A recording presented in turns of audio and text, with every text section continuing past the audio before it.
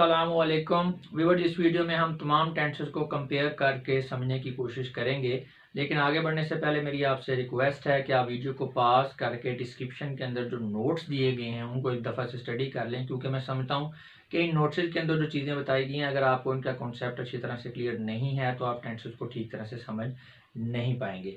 अब आते हैं हम इस वीडियो की तरफ। जो पुराने व्यूवर्स हैं उनको पता है कि हम किस तरह से काम कर रहे हैं, तो वो आगे फॉरवर्ड करके इस वीडियो को अपना काम स्टार्ट कर सकते हैं। नए व्यूवर्स को थोड़ा सा गाइड कर दें। व्यूवर्स, हम स्टडी करवा रहे हैं अपने चैनल के ऊपर इस वक्त टेंसेस को।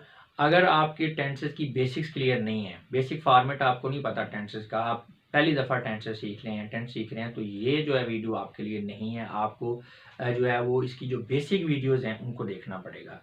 अब सूरत हाल इस तरह से है कि ये कंपैरिजन वाली सीरीज चल रही है। इससे पहले हर एक टेंस को सेपरेट वीडियो के अंदर, यानी एक टेंस के ऊपर एक पूरी वीडियो है जिसके अंदर टेंस को, उसके स्ट्रक्चर को समझाया गया है, एग्जांपल एंड रूल्स की मदद से पूरी डिटेल के साथ हर हवाले से उसको एक्सप्लेन किया गया है। तो 12 टेंसेज हैं, 12 वीडियोज़ हैं। हर एक टेंस को जो है दो डिफरेंट तरीक़ों से पढ़ाया गया है, इसलिए दो वीडियोज़ बनी है हर एक टेंस के ऊपर। तो ये 12 टेंस हैं तो इनकी 24 वीडियोज़ हैं। आपको सारी की सारी वीडियो देखने की ज़रूरत नहीं है। अगर आपको एक मेथोडोलॉजी से सारा कॉन्सेप्ट क्लियर है, दूसरी मेथोडोलॉजी में जाने की आपको ज़रूरत नहीं है। अगर आप देख लेते हैं तो ये ज़्यादा बेहतर होगा आपके लिए। अच्छा, उसके बाद उनको कंबाइन भी कर दिया गया है ताकि जो कोर्स कर रहे हैं लोग उनको फ़ायदा हो। कंप्लीट इंग्लिश कोर्स वाली जो प्लेलिस्ट है आपको पता है, वहाँ पे हम कंबाइन फॉर्म के अंदर वीडियोज़ रखते हैं ताकि स्टूडेंट्स को रैंडम सर्च में उनका टाइम ज़ाया ना हो। तो इस तरह से 6 वीडियोज़ हैं, लेकिन एक्चुअल वीडियोज़ जो हैं वो 12 ही हैं। ठीक है, वो मेथोडोलॉजी चेंज है उनमें की वजह से डबल हो गई हैं और फिर कंबाइन फॉर्म में है। अगर आप कंबाइन कर लें तो आपको सेपरेट देखने की ज़रूरत नहीं है। तो इन शॉर्ट कंबाइन फॉर्म में ये दो ही बनती हैं। ये मैं इसलिए सारी डिटेल बता रहा हूँ कि जो लोग नए आते हैं वो परेशान हो जाते हैं कि इतनी ज़्यादा वीडियोस टेंसेस के ऊपर हैं और ये रिपीट हो रहा है। रिपीट कुछ नहीं हो रहा, वो मैंने अब बता दिया है कि आपको रिपीट हो रहा है तो आपको रेपिटेशन में जाने की ज़रूरत नहीं है अगर आपको क्लियर हो गई है चीज़ें तो। अच्छा, उसके बाद ये अब आप हमारी आगे कंपैरेटिव वीडियो वाली सीरीज़। तो सबसे पहली बात तो ये है कि कंपैरेटिव वाली वीडियोज़ हम कर क्यों रहे हैं। देखिए व्यूअर्स, टेंसेज एक ऐसी चीज़ है कि उनके अंदर ना बहुत सारा स्ट्रक्चर जो है एक टेंस का दूसरे टेंस के साथ मिलता जुलता है। तो चूँकि एक टेंस का दूसरे टेंस से जो डिफरेंस है वो थोड़ा थोड़ा सा होता है, एक आध वर्ड चेंज हो रहा होता है, कोई हेल्पिंग वर्ब चेंज हो रहा है, कोई और चीज़ चेंज हो रही है, तो एक टेंस जो है वो दूसरे टेंस से थोड़ा वेरी कर रहा होता है, थोड़ा सा वेरी कर रहा होता है। उससे फिर ये होता है नया आने वाला बंदा जो है ना वो कन्फ्यूज़ हो जाता है, क्योंकि सिमिलर चीज़ें आ रही होती हैं, रिपीट हो रही होती हैं, तो वो भूल जाता है, बार बार कन्फ्यूज़ होता है। तो उसमें ये है कि जब कंपेयर करके चीज़ों को पढ़ा जाता है ना, तो फिर वो सारा स्केच आपके सामने होता है। जैसे इस वीडियो में भी आपको नज़र आ रहा है कि तमाम के तमाम टेंसेस जो हैं एक ही स्लाइड में इकट्ठे हैं। तो फिर जो स्टूडेंट है वो भूलता नहीं है, उसकी कन्फ्यूजन जो है, एम्बिग्यूटीज ख़त्म हो जाती हैं, क्लैरिटी आती है, कंक्रीट थिंकिंग उसकी डेवलप होती है, अंडरस्टैंडिंग अच्छी होती है, और सबसे बेटर जो चीज़ है वो ये है कि उसकी रिटेंशन डेवलप हो जाती है। यानी वो सारा उसे वो भूलता नहीं है फिर बाद में, क्योंकि हर चीज़ सामने होती है। अभी हम करेंगे तो आपको पता चल जाएगा। तो अब ये हमारे 11 वीडियोज़ हैं जी, हमारी एक सीरीज़ की। इसमें जो कंपैरिजन वाली है 11 इस तरह से कि एक जो है वीडियो आपकी दो तरह का हमारा कंपैरिजन है। एक हमारा स्ट्रक्चर वाइज है और एक हमारा टेंस वाइज है। स्ट्रक्चर वाइज कंपैरिजन में 6 वीडियोज़ हैं। 6 इस तरह से कि पहली वीडियो जो है वो है हमारी इंट्रोडक्टरी, उसमें जस्ट स्ट्रक्चर बताई गई हैं, एग्जाम्पल सेंटेंसेस जो हैं वो नहीं बताए गए हैं। और उसके बाद जो है 5 वीडियोज़ हैं वो पर्सन वाइज हैं, first person singular, first person plural, second person singular plural, third person singular, अभी ये जो चल रही है, और उसके बाद फिर थर्ड पर्सन प्लूरल है। ये आपकी 5th वीडियो है, और उसके बाद 6th वीडियो है थर्ड पर्सन प्लूरल वाली। उसके बाद टेंस वाइज कंपैरिजन शुरू हो जाता है। उसमें फॉर्मेट चेंज हो गया थोड़ा सा, क्योंकि टेंस के लिहाज से फिर हम कंपैरिजन करवाएंगे, वो जो आप वीडियो में जाके देखेंगे तो आपको पता चल जाएगा। तो उसकी 5 वीडियो हैं। तो लिहाजा जो हमारी कंपैरिजन वाली सीरीज़ है इसकी 11 वीडियोज़ हैं। अब ये 11 वीडियोज़ जो हैं ये भी आपको दो तरह से जो है ये प्रेजेंट की गई हैं। दो तरह से इस तरह कि अब जैसे कि ये थर्ड पर्सन प्लूरल चल रहा है तो इसकी उसके ऊपर 2 वीडियोज़ हैं। मटेरियल सेम टू सेम यही रहेगा, बात भी सारी सही रहेगी, बस ड्यूरेशन का फ़र्क है। एक 5 मिनट पर है मुश्तमिल होगी और एक 20 to 30 मिनट पर मुश्तमिल होगी। 5 मिनट वाली इसलिए ताकि जिनको टेंसेस आते हैं तो उनको पूरी डिटेल में न जाना पड़े, उनको एक क्विक रिव्यू मिल जाए। उसमें मैं ये सारा डिटेल में नहीं आपको बताता, ठीक है। ये वाली जो वीडियो आप देख रहे हैं ये 20 to 30 मिनट वाली सीरीज़ है। इसमें जिनको थोड़ी परेशानी हो रही होती है तो वो फिर ये उनके लिए ये वीडियो है, क्योंकि इसमें मैं डिस्क्राइब भी करता हूँ, सारा डिटेल में आपको समझाता हूँ। तो आप जो आपको सूट करता है उसमें चले जाए। मैं फिर बता रहा हूँ कि सारी वीडियोस देखने की ज़रूरत नहीं है, यही मटेरियल होगा। और हर एक जो है जो टॉपिक है, जैसे कि थर्ड पर्सन प्लूरल चल रहा है या थर्ड पर्सन सिंगुलर है या फर्स्ट पर्सन सिंगुलर है, तो हर एक के ऊपर 2 वीडियोस हैं, 5 मिनट वाली और एक 20 to 30 मिनट वाली। और उसमें डिफरेंस सिर्फ ड्यूरेशन का ही है, ताकि लोगों का टाइम जो है बचाया जाए जी। तो ये इस तरह से फिर उनको कंबाइन भी कर दिया गया, ताकि जो लोग कोर्स कर रहे हैं उनके लिए आसानी हो जाए। कंप्लीट इंग्लिश कोर्स में कंबाइन वीडियोस होती हैं। तो जैसे 26 पीछे थी, 26 और ये 11 है, 11 क्योंकि डबल है ये, तो 22 और फिर कंबाइन वाली 2 मिला दें तो ये 24 होगी। तो टोटल 50 वीडियोज़ हैं जी। तो अगर हम सिर्फ कंबाइन वीडियोज़ की बात करें तो टोटल 4 वीडियोज़ हैं। अगर आप 4 वीडियोज़ कंबाइन वाली देख लेते हैं तो बाकी आपको 46 वीडियोज़ देखने की ज़रूरत नहीं है जी।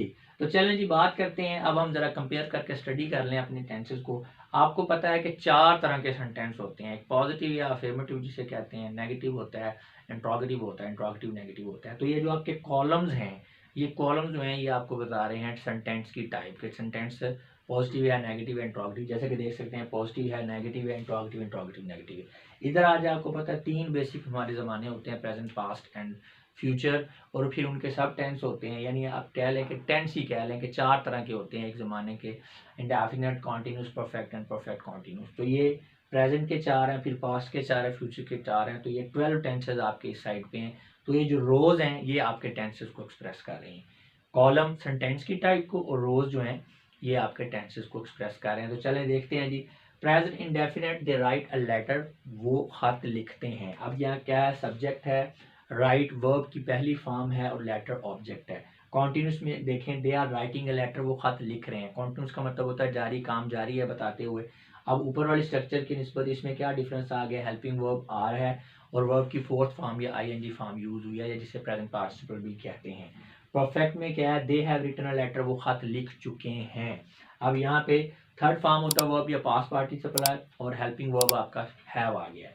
परफेक्ट कॉन्टिन्यूस में क्या है, अब परफेक्ट कॉन्टिन्यूस एक ऐसा टेंस होता है जिसमें बेसिकली एक काम जो है जारी होता है, उसके बारे में बताना होता है, वो कब से जारी है वो भी बताना होता है। तो बेसिकली आप इसमें एक टाइम रेफरेंस आपको देना पड़ता है। तो प्रेजेंट परफेक्ट कॉन्टिन्यूस टेंस जो है ये ऐसी सिचुएशन में यूज होता है कि जब स्पीकर बता रहा है जिस वक्त, उस वक्त काम जारी है, उसी वक्त काम का स्टेटस क्या है वो जारी है। और वो काम शुरू कब हुआ था, उससे पहले शुरू हुआ था, वो रिसेंट पास्ट में भी हो सकता है। और जो है उससे जो माजी बईद है, यानी जो पुराना पास्ट जो है उसके अंदर भी हो सकता है। तो उसमें जो जहाँ से काम शुरू हुआ है उस टाइम को रिफ़र करने के लिए हम सिंस या फाज यूज़ करते हैं। अगर आपको टाइम का एग्जैक्ट पता है, पॉइंट ऑफ टाइम है तो सिंस है। अगर आपको एग्जैक्ट टाइम का नहीं पता, सिर्फ पीरियड ऑफ टाइम है यानी ड्यूरेशन का कॉन्सेप्ट है, तो पीरियड ऑफ टाइम है उसके लिए आप फार यूज़ करते हैं। सिंस में जैसे 3 बजे से 4 बजे से, सुबह से शाम से, ठीक है, सन 1952 से, तो ये सिंस है। अगर 2 घंटे से 4 घंटे से, 1 वीक से, 2 साल से, तो वो फिर उसके लिए फार यूज होगा। तो अब देखते हैं जरा, they have been writing a letter since 3 o'clock, वो 3 बजे से खत लिख रहे हैं। अब राइटर जब बता रहा है उस वक्त स्टेटस क्या, काम का काम जारी है। और काम कब से जारी है, 3 बजे से जारी है। तो 3 बजे को रिफर करने के लिए सिंस यूज हुआ है, 3 o'clock ये टाइम है। तो ये इस तरह से है। अब इसमें क्या है, इसमें अब प्रेजेंट कॉन्टिन्यूस और प्रेजेंट परफेक्ट कॉन्टिन्यूस का स्ट्रक्चर मिलता जुलता है। फर्क क्या है, वहाँ पे हेल्पिंग वर्ब आर था, यहाँ पे हेल्पिंग वर्ब हैव बीन है और साथ में टाइम का रेफरेंस है। अब आ जाते हैं जी पास्ट में, दे रोट अ लेटर, उन्होंने एक खत लिखा। अब प्रेजेंट इंडेफिनिट और पास्ट इंडेफिनिट का डिफरेंस देखें। स्ट्रक्चर में सिर्फ यही वेरिएशन है कि वहाँ के वर्ब की फर्स्ट फॉर्म है, यहाँ पे वर्ब की सेकंड फॉर्म यानी पास्ट फॉर्म यूज हुई है। अच्छा, कॉन्टिन्यूस में है, दे वर राइटिंग अ लेटर, वो एक खत लिख रहे थे। अब प्रेजेंट कॉन्टिन्यूस और पास्ट कॉन्टिन्यूस में देखें, वहाँ पे आर है, यहाँ पे वर है, बस यही डिफरेंस है। परफेक्ट में आ जाए, they had written a letter at 4 PM। अच्छा, पास्ट परफेक्ट टेंस जो है ये ऐसी सिचुएशन में यूज होता है कि आप पास्ट के अंदर किसी एक मखसूस टाइम के ऊपर किसी काम का स्टेटस बता रहे हैं, और उस काम का स्टेटस आप यही बताएंगे कि काम जो है ये मुकम्मल हो चुका है, लेकिन कब मुकम्मल हुआ है वो टाइम पॉइंट को भी आपने मेंशन करना है। जैसे यहाँ पे 4 बजे है, अब ये 4 कल के हो सकते हैं, सुबह के हो सकते हैं, ठीक है, यानी आप रात को बात कर रहे हैं तो ये शाम के हो सकते हैं 4 बजे, जो अभी 2 घंटे पहले या 4 घंटे पहले। तो पास्ट में एक मखसूस टाइम के ऊपर काम का स्टेटस क्या था उसके लिए आप यूज़ करते हैं, यानी पास्ट के अंदर एक मखसूस टाइम के ऊपर काम का स्टेटस ये था कि उसके ऊपर काम कंप्लीट हो चुका था, उसके लिए आप यूज़ करेंगे पास्ट परफेक्ट टेंस। तो ये they had written letter at 4 PM, 4 बजे वो खत लिख चुके थे। अब यहाँ पे परफेक्ट ये वाला और प्रेजेंट वाला, इनमें डिफरेंस क्या है, वहाँ पे हैव है, हेल्पिंग वो यहाँ पे हैड है, इसके अलावा बाकी स्ट्रक्चर सेम है, आप देख सकते हैं। परफेक्ट कॉन्टिन्यूस में भी आपने बेसिकली जो पास्ट परफेक्ट कॉन्टिन्यूस है उसमें पास्ट के अंदर दो जो है टाइम के जो पॉइंट्स हैं वो आपने मेंशन करने हैं। एक पॉइंट ऑफ टाइम वो होगा जिसके ऊपर आप बता रहे हैं, पास्ट के अंदर एक पॉइंट ऑफ टाइम वो होगा जिसके अंदर आप बता रहे हैं जी काम का स्टेटस, और काम का स्टेटस उस वक्त क्या होगा, काम उस वक्त जारी होगा। और जो दूसरा पॉइंट ऑफ टाइम है, दूसरा पॉइंट ऑफ टाइम पास्ट के अंदर वो होगा जहाँ से काम जो है शुरू हुआ होगा। तो पास्ट के अंदर दो पॉइंट्स हैं, एक पॉइंट वो जहाँ से काम शुरू हुआ, दूसरा पॉइंट जहाँ पे आप काम का स्टेटस बता रहे हैं और काम उस वक्त जारी है। तो ऐसी सिचुएशन में यूज़ क्या होता है जी, पास्ट परफेक्ट कॉन्टिन्यूस, और टाइम आपने दो दफ़ा एक्सप्रेस करना है। काम कब से शुरू हुआ है इस चीज़ को रिफ़र करने के लिए सेंस फॉर यूज़ करते हैं। बाकी जो दूसरा टाइम है यानी जिसके ऊपर आप स्टेटस बता रहे हैं उस टाइम को आपने वैसे ही लिख देना है। They had been writing a letter in the evening for 2 hours, वो जो है 2 घंटे से खत लिख रहे थे, कब, शाम। अब इवनिंग जो है ये पास्ट का वो टाइम बताया जहाँ पे स्टेटस बता रहे हैं, और उस वक्त स्टेटस का था काम जारी था, और काम जारी कब से था, 2 घंटे से जारी था। एंड फॉर 2 आवर्स ये शो कर रहा है, रिफर कर रहा है उस टाइम को जब से काम शुरू था। अब इन दोनों में पास्ट परफेक्ट में और प्रेजेंट परफेक्ट में डिफरेंस क्या है, वहाँ पे हैव बीन है और यहाँ पे हैड बीन है, हेल्पिंग वर्ब, बाकी सारे का सारा स्ट्रक्चर सेम आप देख सकते हैं। अब आगे जी future, they will write a letter, वो खत लिखेंगे। आप प्रेजेंट इंडेफिनेट देख लें और फ्यूचर इंडेफिनेट देख लें, फ़र्क क्या है, सारे का सारा सेम है, सिर्फ ये है कि दे के बाद विल लगा है तो प्रेजेंट इंडेफिनेट से ये फ्यूचर इंडेफिनेट बन गया। कॉन्टीन्यूस में आ जाए, they will be writing a letter, वो खत लिख रहे होंगे, ये प्रोडिक्शन के लिए यूज़ होता है। तीनों आपके प्रेजेंट, पास्ट और फ्यूचर के कॉन्टीन्यूस टेंस आप देखें, यहाँ पे आर है, यहाँ पे वर है और यहाँ पे विल बी है, बाकी स्ट्रक्चर आपका सेम है। परफेक्ट में आ जाए, परफेक्ट में इसी तरह ही है कि फ्यूचर के अंदर एक मखसूस टाइम के ऊपर आप काम का स्टेटस बताना चाह रहे हैं कि इतने बजे आप प्रिडिक्ट कर रहे हैं कि काम जो है मुकम्मल हो चुका होगा, तो उसके लिए फिर आप क्या यूज़ करते हैं, फ्यूचर परफेक्ट टेंस। तो टाइम को भी आपने फिर ज़रूर यहाँ पे मेंशन करना है कि इतने बजे या इस स्टेज के ऊपर जो काम कंप्लीट हो चुका होगा। They will have written letter at 4 PM, 4 बजे वो खत लिख चुके होंगे। फ़र्ज़ करें सुबह का टाइम किसी की कन्वर्सेशन हो रही है तो वो शाम के बारे में प्रिडिक्ट कर रहा है कि यार 4 बजे जो है ना वो खत लिखा जा चुका होगा। तो ये आप देख सकते हैं विल हैव है, हेल्पिंग वो वहाँ पे क्या था, हैव है, यहाँ पे हैड है, यहाँ पे क्या है, विल हैव है। अब आ गया perfect future perfect continuous tense. Future perfect continuous tense जो है इसमें भी जैसे हमने पास्ट का बताया था, पास्ट परफेक्ट कॉन्टिन्यूस टेंस का, फ्यूचर में भी दो आपके पॉइंट ऑफ टाइम होंगे। आपने इमेजिन कर लें कि आप फ्यूचर के अंदर प्रोजेक्ट करते हैं खुद को, आगे चले जाते हैं फ्यूचर में, तो वहाँ पे एक पॉइंट ऑफ टाइम वो है जहाँ पे आप काम का स्टेटस बताएंगे, उस पॉइंट के ऊपर काम जारी होगा। दूसरा पॉइंट ऑफ टाइम वो है जहाँ पे काम जो है शुरू हुआ है। अब जो शुरू हुआ है वो फ्यूचर के अंदर भी शुरू हो सकता है, वो प्रेजेंट के अंदर भी शुरू हो सकता है, वो पास्ट के अंदर भी शुरू हो सकता है। पास्ट परफेक्ट कॉन्टिन्यूस और फ्यूचर परफेक्ट कॉन्टिन्यूस के अंदर डिफरेंस ये है मेन के पास्ट परफेक्ट कॉन्टिन्यूस के अंदर दोनों पॉइंट, दोनों टाइम जोन जो हैं, यानी जब काम शुरू हुआ, जब आप स्टेटस बता रहे हो वो पास्ट में है। लेकिन फ्यूचर के अंदर क्या है कि जब आप टाइम का स्टेटस बता रहे हैं वो टाइम जो है वो तो फ्यूचर के अंदर है। काम शुरू कब हुआ था वो फ्यूचर में भी हो सकता है, एक काम यानी फ्यूचर में शुरू हुआ वो कहाँ पे, जहाँ पे आप बता रहे हैं वहाँ पे जारी है, और वो प्रेजेंट में भी शुरू हो सकता है और वो पास्ट में भी शुरू हो सकता है। और काम शुरू कब हुआ है उसके लिए सेंस फॉर यूज़ करते हैं, और जिस पॉइंट के ऊपर आप काम का स्टेटस बता रहे हैं कि काम जारी है वो काम आपने वैसे ही मेंशन कर देना है। तो आप देख सकते हैं जी, they will have been writing a letter in the evening since 5 o'clock। अब शाम क्या है, ये बेसिकली फर्ज करें सुबह कन्वर्सेशन हो रही है तो शाम का आप बता रहे हैं कि शाम जनाब, शाम को जो है वो काम खत लिखने का काम जो वो जारी होगा। कितने बजे से जारी होगा, वो 5 बजे से जारी होगा। तो वो 5 जो बजे वो कब के बजे हुए हैं, यानी वो शायद जब वो बंदा बात कर रहा है तो वो उस वक्त भी काम जारी हो, ठीक है, यानी सुबह के 5 बजे हों या वो शाम के 5 भी हो सकते हैं। तो ये यानी काम शुरू होने का, यानी वो प्रेजेंट में भी हो सकता है, पास्ट में भी हो सकता है और वो फ्यूचर में भी हो सकता है। तो अब इसमें तो यही लग रहा है कि 5 बजे जनाब खत लिखना जो है वो शुरू होगा और शाम के 6 बजे 7 बजे जो है खत लिखा जा रहा होगा, यानी चल रहा होगा। तो लेकिन अगर ये 5 सुबह के हैं तो इट्स फिर भी ओके है, 5 AM है तो फिर भी सही है कि सुबह से काम शुरू हुआ है जी, तो शाम को भी ये काम जो है वो चल रहा होगा। यानी प्रेजेंट में आप बात कर रहे हैं और काम के स्टार्ट होने का आप बता रहे हैं कि वो पास्ट में हुआ है, और फिर फ्यूचर में आप जाके कह रहे हैं कि इस हालत में भी काम जो है वो जारी होगा। तो ये जी हो गया आपका फ्यूचर परफेक्ट कॉन्टिन्यूस टेंस। अच्छा जी, आप एक दफ़ा इनको कंपेयर करके देखते हैं, तीनों टेंस चारों जो हैं आपके, तीनों जो टेंसेज हैं उनके हवाले से। चारों टेंसेज को इंडेफिनेट में जाएं तो क्या है जी, यहाँ पे first form of the verb है, पास्ट में क्या है second form of the verb है, और जो आपका फ्यूचर है उसमें first form of the verb है, साथ विल आ गया है, बाकी स्ट्रक्चर सेम। कॉन्टिन्यूस में क्या है, यहाँ पे हेल्पिंग वर्ब आर है, पास्ट में क्या है वर है, और फ्यूचर में क्या है विल बी है, बाकी स्ट्रक्चर सेम है। फिर आप प्रेजेंट में आए, परफेक्ट में ये है कि हेल्पिंग वर्ब हैव है, पास्ट परफेक्ट में क्या है हैड है, और फ्यूचर परफेक्ट में क्या है विल हैव है, बाकी स्ट्रक्चर सेम है। अच्छा, परफेक्ट कॉन्टिन्यूस में आ जाए तो प्रेजेंट परफेक्ट कॉन्टिन्यूस में हैव बीन है, पास्ट परफेक्ट कॉन्टिन्यूस में हैड बीन है, और फ्यूचर परफेक्ट कॉन्टिन्यूस में विल हैव बीन है, बाकी सारे का सारा स्ट्रक्चर सेम है। तो मैं उम्मीद करता हूँ कि आपको अब बड़ा इजी हो गया होगा आपके लिए चीज़ों को रिटेन करना, समझना। अच्छा जी, ये तो हो गया हमारा पॉजिटिव या अफर्मेटिव सेंटेंस। अब हम बात करते हैं नेगेटिव इंट्रोगेटिव और इंट्रोगेटिव नेगेटिव की। अच्छा, यहाँ पे स्टूडेंट गलती करते हैं पोजीशन की, सेंटेंस के अंदर कौन सा वर्ड किस पोजीशन में आता है, तो ये गलती करते हैं। आपको पता है कि जब हमने नेगेटिव सेंटेंस बनाना है पॉजिटिव से, तो उसके अंदर हम नॉट ऐड करेंगे। अब नॉट की पोजीशन बड़ी क्रिटिकल है, अगर आपने उसको इधर उधर कर दिया सेंटेंस गलत हो जाएगा। आज मैं आपको एक फार्मूला बता रहा हूँ, वो अगर आपके जहन में बैठ गया तो कभी भी दोबारा आपसे नेगेटिव इंट्रोगेटिव या इंट्रोगेटिव सेंटेंस बनाने में गलती नहीं होगी जी। तो चलें वो फार्मूला आपको मैं बताता हूँ। हमने पॉजिटिव से बनाना है नेगेटिव सेंटेंस, तो उसके लिए हमने क्या करना है, हमने ऐड करना है नॉट सेंटेंस में। अब नॉट की पोजीशन जो है वो कहाँ पे होगी, अगर तो आपके सेंटेंस के अंदर हेल्पिंग वर्ब नहीं है तो नॉट को आपने इमीडिएटली आफ्टर सब्जेक्ट ऐड कर देना, यानी सब्जेक्ट से फौरन बाद नॉट आ गया। अगर आपका हेल्पिंग वर्ब है तो हेल्पिंग वर्ब के फौरन बाद इमीडिएटली आफ्टर हेल्पिंग वर्ब आपने नॉट ऐड कर दिया।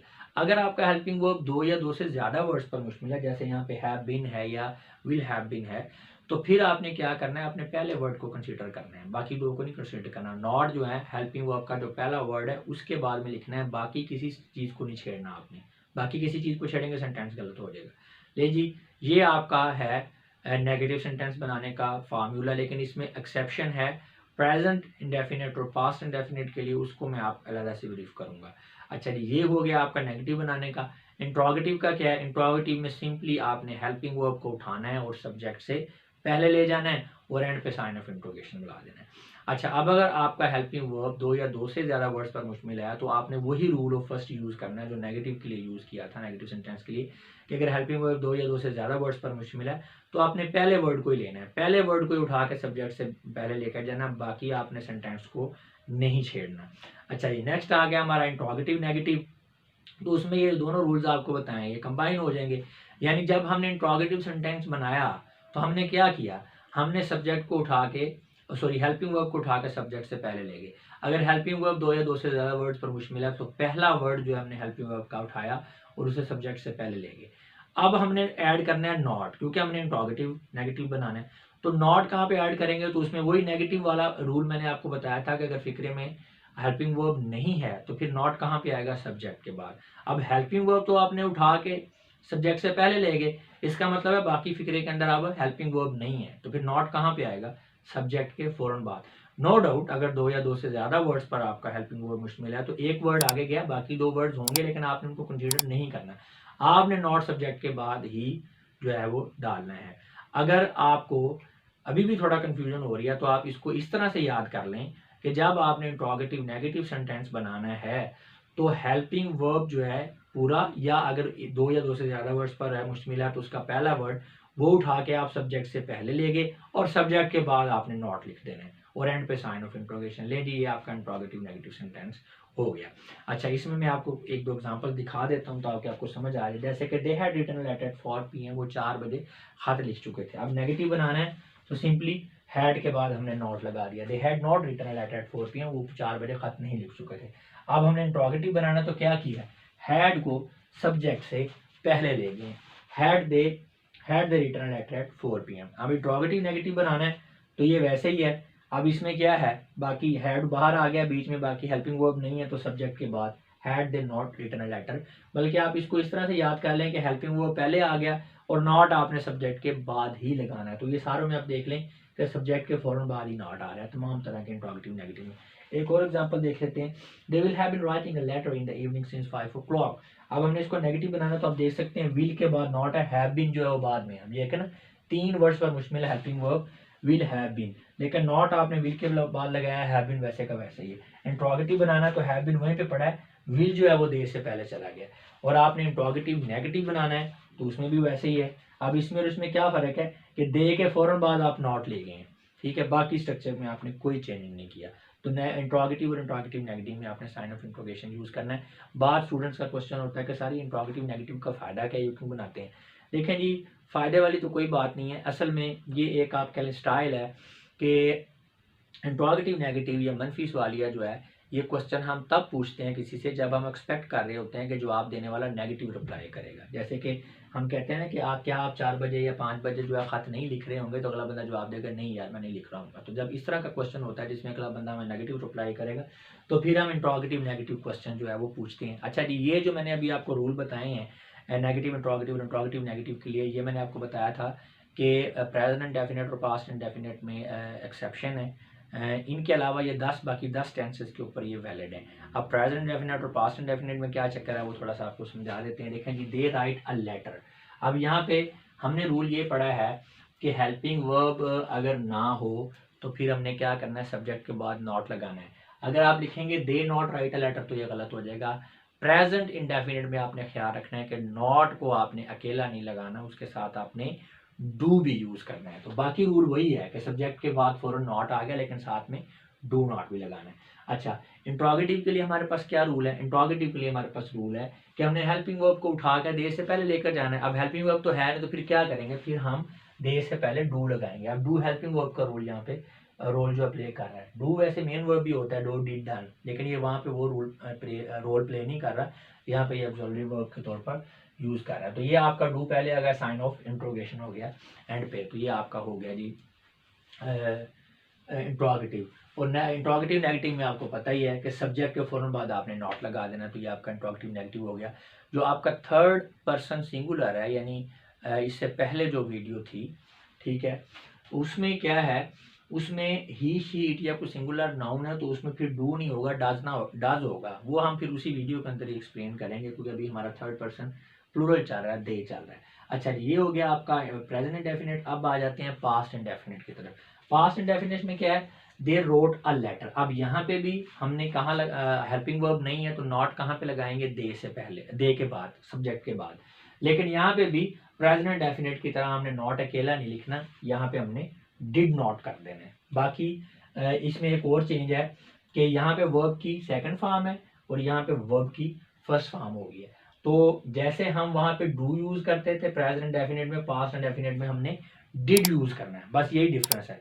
और एक चीज और है जो स्टूडेंट गलती करते हैं, नए टेंस सीखे होते हैं, जो आपका पास्ट इंडेफिनिट है ना, उसमें second form of the verb यानी past form of the verb आपने सिर्फ पॉजिटिव जो सेंटेंस है उसके अंदर यूज करनी है। रोट यहीं पे है, बाकी किसी में नहीं, आप देख सकते हैं राइट ही है। तो सिर्फ पॉजिटिव में रोट होगा। अगर वो आपका नेगेटिव होता है, इंट्रोगेटिव होता है या इंट्रोगेटिव नेगेटिव होता है, तो आपने first form of the verb use करनी है पास्ट इंडेफिनिट में भी, ये बात ध्यान में रखनी है। तो एक तो चेंज ये है, बाकी वही डू डिड वाला ही है। यहाँ पे वो डू है आपका है आर है नॉट के साथ, यहाँ पे डिड आएगा। और आप देख सकते हैं कि नॉट है सब्जेक्ट के फौरन बाद ही, लेकिन आपने अकेला नहीं लिखना, साथ में डिड लिखना है, यही एक्सेप्शन है बाकी जो पहले वाला रूल है उससे। अच्छा, अब आपने बनाना है इंट्रोगेटिव। तो इंट्रोगेटिव के लिए हमारा रूल क्या है कि हमने हेल्पिंग वर्ब को उठा के सब्जेक्ट से पहले लेकर जाना है। अब हेल्पिंग वर्ब तो है नहीं इसमें, फिर हम हेल्पिंग वर्ब किसको लेंगे, डिड को ले लेंगे। Did they write a letter. अब देखें did they wrote a letter करेंगे तो गलत हो जाएगा, did they write a letter. तो अब ये आपका फिक्रा बन गया, ये हेल्पिंग वर्ब आपका पहले आ गया डिड। अब आपने इंट्रोगेटिव नेगेटिव बनाना है तो वही वाला रूल कि आपने सब्जेक्ट के बाद नॉट लिख देना है। यानी आपका बस आप ये रूल याद रख लें कि इंट्रोगेटिव नेगेटिव जो सेंटेंस होगा उसमें नॉट हमेशा सब्जेक्ट के बाद में आएगा, बाकी आपने सेंटेंस वैसे ही लिख देना है जैसे इंट्रोगेटिव में लिखा हुआ है। तो व्यूअर्स, मैं उम्मीद करता हूं कि इस वीडियो को देख लेने के बाद आपका जो टेंसेस को कंपेयर करके जो समझने का तरीकाकार है, ये कॉन्सेप्ट आपका अच्छी तरह से क्लियर हो चुका होगा। टेंसेस आपको जो है वो बेहतर समझ में आ गए होंगे, आपकी जो कन्फ्यूजन है वो क्लियर हो चुकी होगी, रिटेंशन भी आपकी इम्प्रूव होगी। अब मैं आप लोगों से इजाज़त चाहूँगा, अपना बहुत सा ख्याल रखिएगा। आपकी इस बातों का बहुत बहुत शुक्रिया। खुदा हाफिज़।